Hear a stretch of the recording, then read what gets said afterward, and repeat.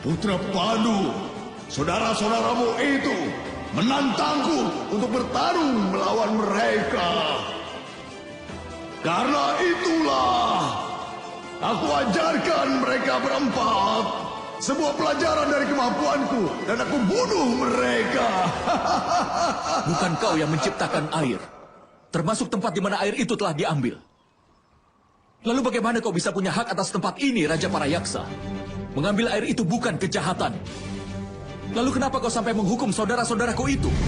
Kebenaran mengajarkan bahwa kau harus membuat saudara-saudaraku itu hidup kembali. Tidak mungkin. Tapi dengan menjawab pertanyaanku, kalau kau memang bisa memuaskanku, maka aku akan hidupkan kembali salah satu dari saudaramu itu.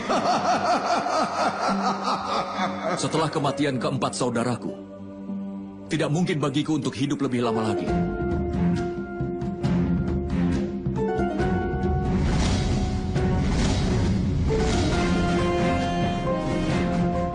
Tapi aku berharap bisa membuat salah satu saudaraku tetap hidup.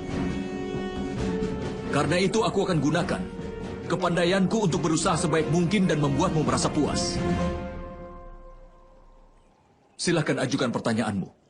Katakan apakah hidup itu dan apakah kematian itu? Hah?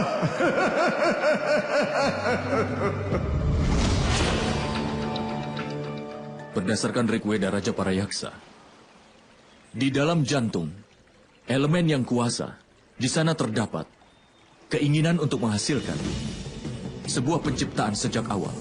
Sinar dari keinginan itu pun menyebar luas dan kemudian terarah. Keinginan dari yang kuasa membawa semua itu pada penciptaan. 3 alam, 3 kualitas, dan 3 dimensi dari ciptaannya.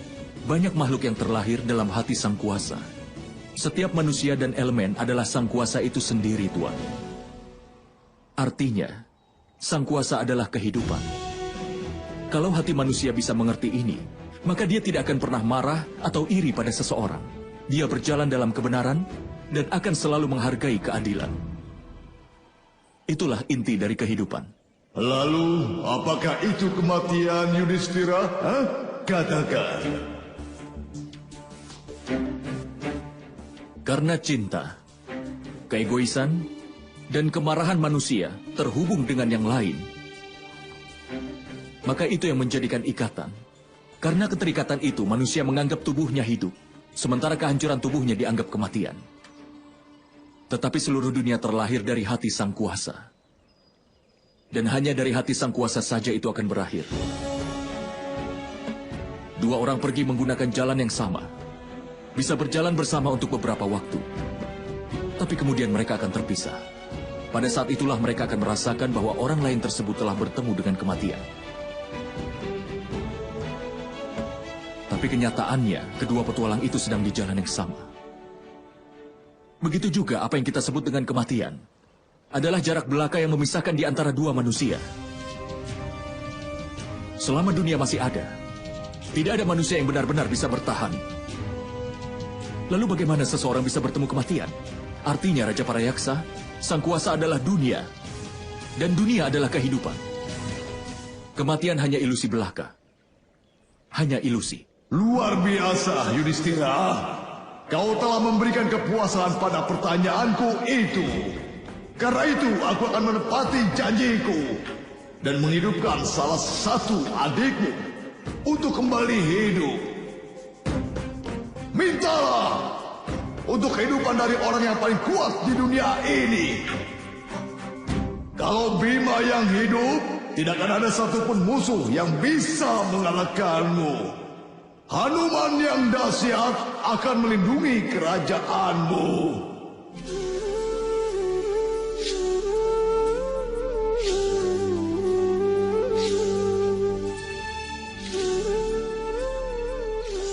Tidak, Raja para Yaksa. Musuh terbesar dari manusia adalah kedukaan yang tertinggal dalam hatinya.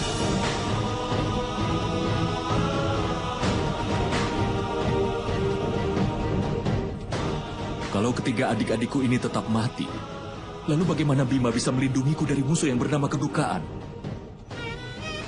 Yang terjadi kedukaan di dalam diri Bima juga akan mengalahkan dan membuatnya jadi lemah. Kalau begitu kau minta saja Arjuna. Kalau pemanah paling hebat di dunia bisa hidup, maka seluruh dunia akan merasakan keuntungannya.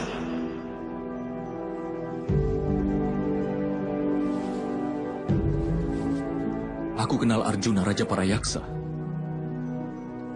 Saat dia mengetahui bahwa alasan dia hidup adalah kematian dari 3 saudaranya, keberaniannya akan hilang, kekuatan akan pergi dari tubuhnya, dan busur Gandiwahnya akan lepas dari tangannya selamanya. Kalau aku meminta untuk nyawa Bima ataupun Arjuna, maka ibuku pun juga tidak akan senang. Ibumu pasti tidak akan senang melihat hanya 2 anaknya saja yang hidup. Perdebatan apa yang ingin kau lakukan, Yudhistira? Salah satu anak dari ibuku masih hidup, Raja Parayaksa. Aku masih hidup. Sekarang istri kedua dari Raja Pandu juga punya hak untuk salah satu dari anaknya untuk tetap hidup. Ibuku Kunti akan menginginkan ini. Dan aku juga akan punya keinginan yang sama dengannya. Karena itulah, kalau kau ingin mengembalikan nyawa dari salah satu adikku itu,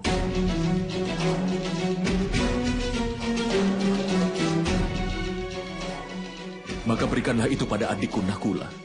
Bagus, Yudhistira.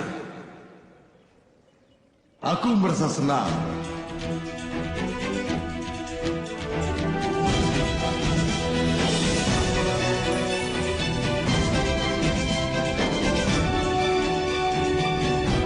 Aku Dewa Dharma.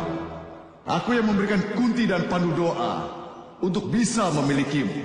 Berdasarkan dari hal itu saja, aku adalah ayah kandungmu.